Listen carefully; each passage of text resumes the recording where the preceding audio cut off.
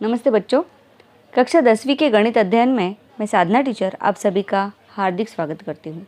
आज हम देखेंगे मार्च 2020 की कृति पत्रिका गणित भाग 2 इस विषय की। इसका पहला प्रश्न है, निम्नलिखित उपप्रश्नों में से सही विकल्प का वर्णाक्षर लिखिए। पहला प्रश्न है, निम्नलिखित में से कौन सा पाइथागोरस का त्रिक है। पाइथागोरस का त्रिक पहचानने के लिए यहाँ पर 4 ऑप्शन दिए गए हैं। चारों ऑप्शन में 3 भुजाओं के मान दिए गए हैं। जैसे यहाँ पर देखिए 1 5 10, 3 4 5, 2 2 2 और 5 5 2। तो आप एक नज़र में ही यहाँ पर त्रिक ढूंढ सकते हैं। जैसे कि हमें पहला लास्ट ऑप्शन ले रही हूँ, देखिए 5 5 2। अगर इसे हम पाइथागोरस का समकोण त्रिभुज कहेंगे तो समकोण त्रिभुज की अगर ये 2 समान भुजाएं हैं तो तीसरी भुजा कर्ण होगी, परंतु यहाँ पे तीसरी भुजा और कर्ण हमेशा अन्य 2 भुजाओं की लंबाई से अधिक माप वाला होता है, परंतु यहाँ पे तीसरी भुजा 2 है तो यह रिजेक्ट हो गया। फिर दूसरा है, देखिए सी, उपप्रश्न सी, पर्याय सी। इसमें देखिए तीनों भुजाओं की लंबाई समान है, जो समकोण त्रिभुज में नहीं होता। यहाँ पर ऑप्शन बी 3 4 5, इसमें देखिए 5 जो है ये सबसे बड़ी भुजा है, तो हम सबसे बड़ी भुजा का वर्ग करेंगे, 5 का वर्ग बराबर 25। फिर अन्य 2 भुजाओं के वर्गों का योगफल करेंगे, तो अन्य 2 भुजा अर्थात 3 और 4, तो 3 का वर्ग प्लस 4 का वर्ग, 3 का वर्ग 9, 4 का वर्ग 16, 16 प्लस 9 बराबर 25। अर्थात सबसे बड़ी भुजा का वर्ग अन्य 2 भुजाओं के वर्गों के योगफल के बराबर है, अर्थात यह पाइथागोरस का त्रिक है। तो उत्तर आपको इस तरह से हल नहीं करना है, आपको केवल ऑप्शन लिखना है। प्रश्न उपप्रश्न ए, ऑप्शन नंबर ऑप्शन बी, इस तरह से। प्रश्न दूसरा है, देखिए क्रमशः 5.5 और 3.3 त्रिज्या वाले 2 वृत्त परस्पर बाह्य स्पर्श करते हैं और उनके केंद्रों के बीच की दूरी कितने सेमी होगी। यहाँ पे 4 ऑप्शन है। तो जैसे कि आप जानते हैं, परस्पर बाह्य स्पर्शी वृत्तों के केंद्रों के बीच की दूरी मतलब उन 2 वृत्तों के त्रिज्याओं का योगफल। तो उनके त्रिज्याओं का योगफल करेंगे, 5.5 प्लस 3.3 बराबर 8.8। तो सही उत्तर है प्रश्न दूसरे का ऑप्शन क्रमांक बी। चलिए अब देखेंगे हम तीसरा प्रश्न। यहाँ पर एक बिंदु दिया गया है -3 4। इस बिंदु की आरंभ बिंदु से दूरी डैश होती है। तो ये जो बिंदु है, पहले इस बिंदु को मानेंगे, माना बिंदु ए दिया गया बिंदु है, उसके निर्देशांक है -3 और 4, और आरंभ बिंदु अर्थात ओ जिसके निर्देशांक होते हैं 0 0।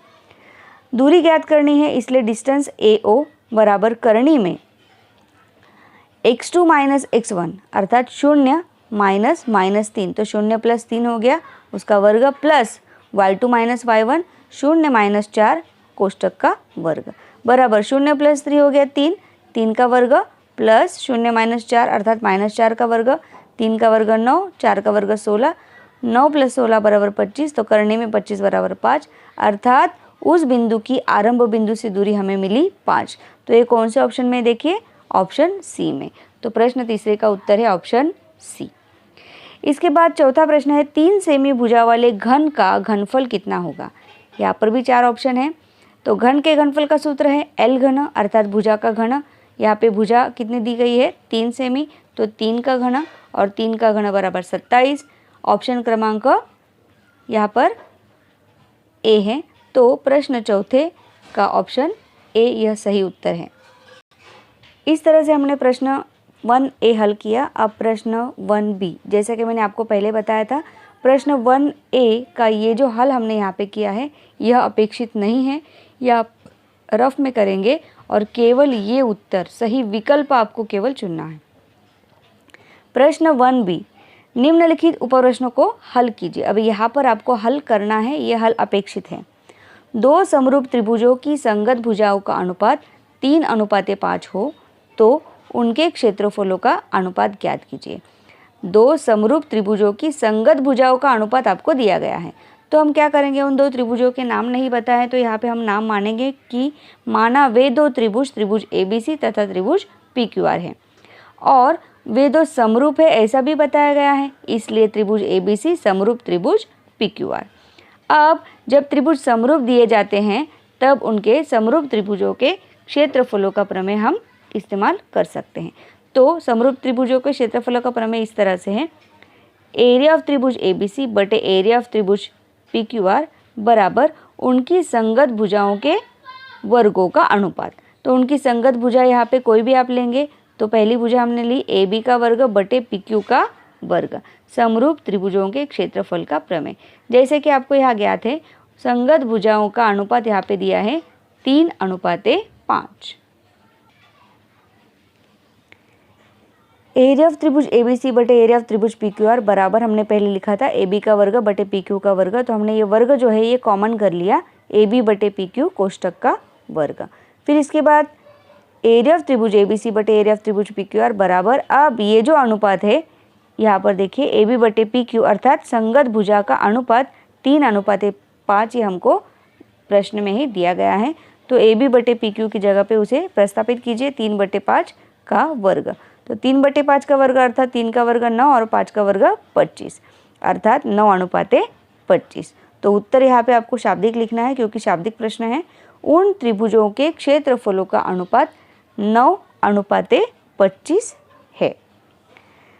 प्रश्न 1B का दूसरा प्रश्न, 10 सेमी भुजा वाले वर्ग के विकर्ण की लंबाई कितनी होगी। अब वर्ग की भुजा यहाँ पर दी गई है 10 सेमी, वर्ग की भुजा बराबर 10 सेमी, वर्ग के विकर्ण की लंबाई बराबर, इसका सूत्र है, क्या सूत्र है, करनी में 2 गुणे वर्ग के भुजा की लंबाई। आप डायरेक्टली इसको इस तरह से सूत्र से हल कर सकते हैं, बराबर करनी में 2 गुणे भुजा की लंबाई कितनी दी है 10। हाँ, ये सूत्र आपको याद करना है कि वर्ग के विकर्ण की लंबाई बराबर करनी में 2 गुणे वर्ग के भुजा की लंबाई। तो करनी में 2 गुणे 10 बराबर 10 करनी में 2। उत्तर वर्ग के विकर्ण की लंबाई बराबर 10 करनी में 2 सेमी। इसके बाद प्रश्न पहले B का तीसरा प्रश्न है, चक्रीय चतुर्भुज ABCD में कोण B बराबर 110, तो कोण D का माप कितना होगा। माना यहाँ पर चतुर्भुज ABCD यह चक्रीय चतुर्भुज है ऐसा दिया गया है, तो यहाँ पर एक कोण का माप जो है दिया गया है और दूसरे कोण का माप आपको पूछा है। तो यहाँ पर हमने चतुर्भुज की कच्ची आकृति बना दी, ABCD चतुर्भुज दिया गया है। तो देखिए यहाँ पर B और D ये सम्मुख कोण आपको दिखाई देंगे। तो चक्रीय चतुर्भुज के सम्मुख कोणों का एक प्रमेय है कि चक्रीय चतुर्भुज के सम्मुख कोण हमेशा समपूरक होते हैं, अर्थात सम्मुख कोणों के मापों का योगफल 180 अंश होता है। तो कोण B तथा कोण D यह सम्मुख कोण है, जैसा कि इस आकृति में आप देख सकते हैं। तो कोण B प्लस कोण D बराबर 180 और प्रमेय कौन सा है, चक्रीय चतुर्भुज के सम्मुख कोण परस्पर संपूरक होते हैं। B का माप हमें दिया है, मान प्रस्तापित कर लीजिए यहाँ पर 110 अंश प्लस कोण D बराबर 180 अंश, इसलिए कोण D बराबर इस 110 का हो गया पक्षांतर, 180 माइनस 110 बराबर 70 अंश। उत्तर माप कोण D बराबर 70 अंश। प्रश्न 1B का चौथा प्रश्न, बिंदुओं A 2, 3, A बिंदु के निर्देशांक 2, 3 तथा बिंदु B 4, 7 से होकर जाने वाली रेखा का ढाल ज्ञात कीजिए। हमें 2 बिंदुओं से जाने वाली रेखा का ढाल ज्ञात करना है। इसके लिए हल, बिंदु A 2, 3 तथा बिंदु B 4, 7 ये दिए गए हैं, ये पहले आपको लिखना है कि क्या दिया गया है। फिर माना बिंदु A 2, 3 उसके निर्देशांक बराबर मतलब यहाँ पे जब निर्देशांक हम लिखते हैं और उसको मानते हैं तब यहाँ पे 3 लाइन खींची जाती हैं, x1, y1 अर्थात A बिंदु के जो निर्देशांक है ये हमने x1 और y1 माने हैं, और बिंदु B के निर्देशांक जो 4, 7 है उसे हमने x2 और y2 माना है। तो रेखा AB का ढाल, इसका सूत्र है रेखा AB का ढाल बराबर y2 माइनस y1 बटे x2 माइनस x1। ठीक है, तो यहाँ पर देखिए y2 क्या है, अगर आप ध्यान से देखेंगे तो y2 ये है 7, तो 7 माइनस y1 कितना है 3, 7 माइनस 3 बटे x2 माइनस x1। x2 क्या है देखिए 4 और x1 क्या है 2, तो 4 माइनस 2, 7 में से 3 माइनस किया 4 और 4 में से 2 माइनस किया 2, 2 से 4 में भाग लगाया 2 दूने 4, तो रेखा AB का ढाल 2 है।